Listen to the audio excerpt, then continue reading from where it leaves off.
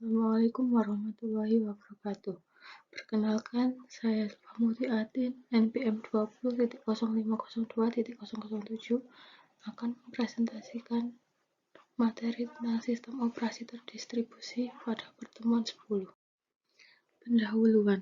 Sistem operasi terdistribusi adalah salah satu implementasi dari sistem terdistribusi, di mana sekumpulan komputer dan prosesor yang heterogen terhubung dalam satu jaringan.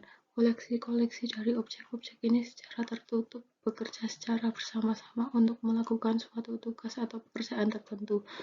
Tujuan utamanya adalah untuk memberikan hasil secara lebih, terutama dalam file name, namespace, waktu pengolahan, keamanan, dan akses ke seluruh resource seperti prosesor, memori, penyimpanan sekunder, dan perangkat keras.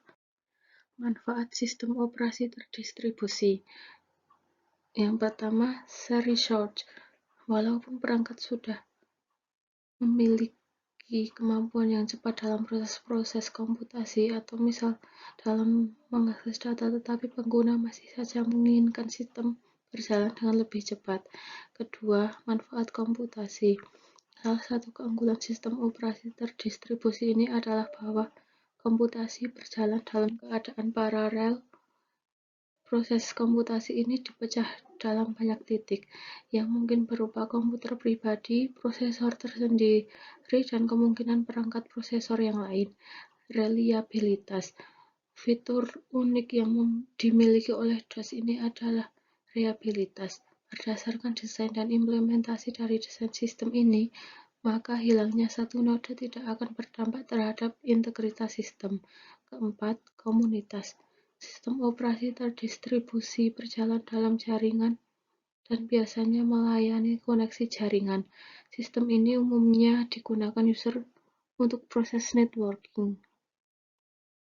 Fungsi sistem operasi. Secara garis besar, sistem operasi mempunyai dua tugas utama, yaitu sebagai pengelola sumber daya pada sistem komputer. Sumber daya pada sistem komputer adalah semua komponen yang memberikan fungsi, atau dengan pengertian lain adalah semua yang terdapat atau terhubung ke sistem komputer yang dapat memindahkan, menyimpan, dan memproses data, serta untuk mengendalikan fungsi-fungsi tersebut. Sumber daya pada sistem komputer antara lain: 1. Sumber daya fisik. Contoh dari sumber daya fisik antaranya keyboard, barcode reader, mouse, joystick, dan lain sebagainya. Yang kedua, sumber daya abstrak, terdiri dari data dan program yang berupa kumpulan instruksi yang dapat dijalankan oleh sistem komputer, yang dapat berupa utilitas dan program aplikasi pengolahan data tertentu.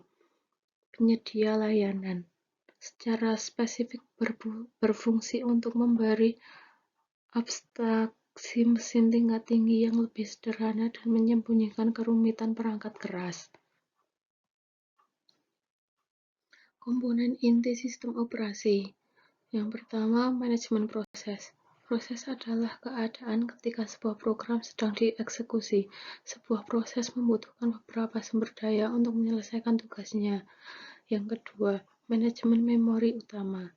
Memori utama, atau lebih dikenal sebagai memori, adalah sebuah array yang besar dari word atau byte yang ukurannya mencapai ratusan, ribuan, atau bahkan jutaan.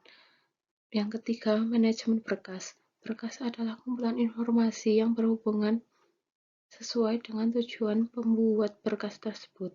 Yang keempat, manajemen sistem. Manajemen sistem sering disebut device manager, menyediakan device driver yang umum sehingga operasi I/O dapat seragam. Selanjutnya, manajemen penyimpanan sekunder. Data yang disimpan dalam memori utama bersifat sementara dan jumlahnya lebih kecil. Oleh karena itu, untuk menyimpan keseluruhan data dan program komputer dibutuhkan secondary storage yang bersifat permanen dan mampu menampung banyak data.